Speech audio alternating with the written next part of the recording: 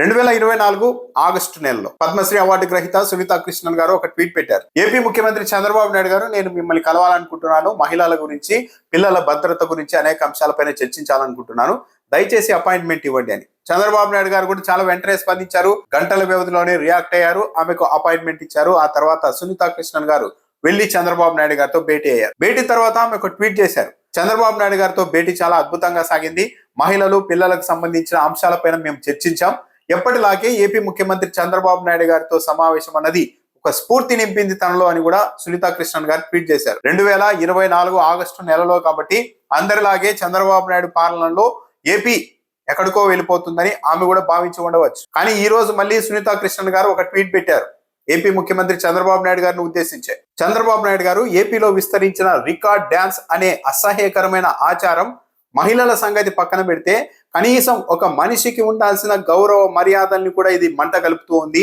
ఈ దురాచారాన్ని ఏదో సాధారణ అంశంగా మార్చివేయడం, యువతుల చేత అర్ధనగ్నంగా డ్యాన్సులు వేయిస్తూ సమాజం ఆనందించడం అన్నది చాలా భయానకమైనది, తీవ్ర ఆందోళన కలిగించే అంశం అంటూ కూడా ఆమె ట్వీట్ చేశారు. స్త్రీలు, పురుషులు ఇద్దరు సమానంగా ప్రోత్సహిస్తున్న ఇటువంటి అసభ్యకరమైన కార్యక్రమాలపై మీరు దృఢమైన చర్యలు తీసుకోవాలని కోరుకుంటున్నాను అని చెప్పారు. అంటే సంక్రాంతి సందర్భంగా రాష్ట్రంలో చాలా చోట్ల రికార్డ్ డ్యాన్సులు, మహిళలు, అమ్మాయిలతో అసభ్యకరమైన డ్యాన్సులు వేయించడం జరిగింది.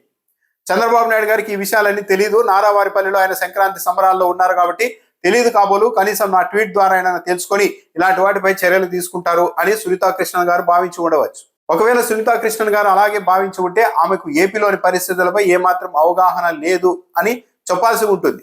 ఎందుకంటే చంద్రబాబు నాయుడు గారి ప్రభుత్వం వచ్చిన తర్వాత ఈ రాష్ట్రంలో ఏం జరుగుతున్నాయో సునీతా కృష్ణన్ గారు ఇంకా కాస్త నిశ్చితంగా గమనించి ఉండాల్సింది. గతంలో కూడా రికార్డ్ డ్యాన్సులు జరిగేవి, కానీ ఒకటో రెండో వీడియోలు మాత్రమే బయటకు వచ్చేవి. కానీ ఈసారి మాత్రం ట్విట్టర్, ఫేస్బుక్ నిండా వందల వీడియోలు, రికార్డ్ డ్యాన్సుల వీడియోలు వస్తున్నాయి. స్వయంగా స్టేజ్ మీదకి రాజకీయ పార్టీల నాయకులే వెళ్ళి, ఒక జనసేన పార్టీ నాయకుడు అయితే ఇంతేనా, ఇంతకు మించి చూపించరా అంటూ యువతుల్ని బెదిరించే ధోరణితో మాట్లాడుతూ ఉన్నారు. ఈసారి ఇవన్నీ చాలా ఆర్గనైజ్డ్ గా జరిగాయనేది జగమెరిగిన సత్యం. దాదాపు 2,000 కోట్ల రూపాయల మేర కోడి పందాల వ్యాపారం నడిచింది.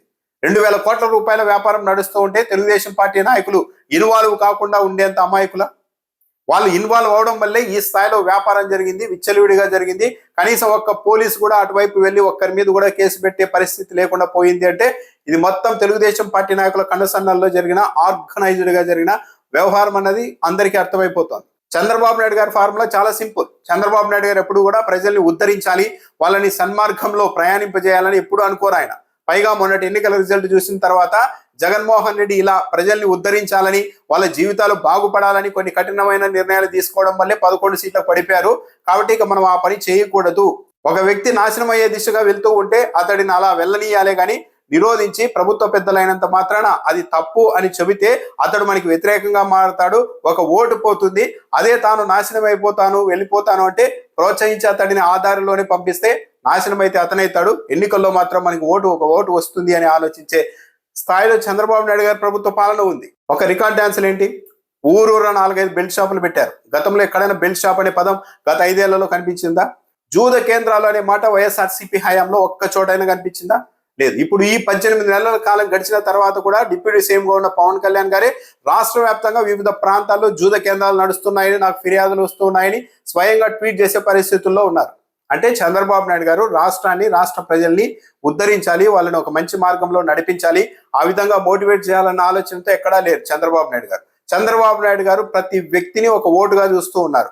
ఆ ఓటు మనకి పడాలంటే అతడితో ఎలా డీల్ చేయాలి అన్న ఆలోచనతో ఉన్నారే కానీ ఒక వ్యక్తి తప్పుడు మార్గంలో వెళ్తే అది సమాజానికి కూడా హానికరం అవుతుంది చివరికి. కాబట్టి అతడిని మనం ఉద్ధరించాలి, సన్మార్గంలో ప్రయాణింపజేయాలి అన్న ఆలోచనతో చంద్రబాబు నాయుడు గారు లేరు. తాను ట్వీట్ చేసిన తర్వాత దాన్ని చదివి ఏపీ ముఖ్యమంత్రి చంద్రబాబు నాయుడు గారు ఈ మహిళలకు సంబంధించిన వ్యవహారాల్లో చాలా సీరియస్ గా ఉంటారని సునీతా కృష్ణన్ గారు భావిస్తూ ఉండవచ్చు. కానీ ఆమె ఒక విషయాన్ని మర్చిపోయారు.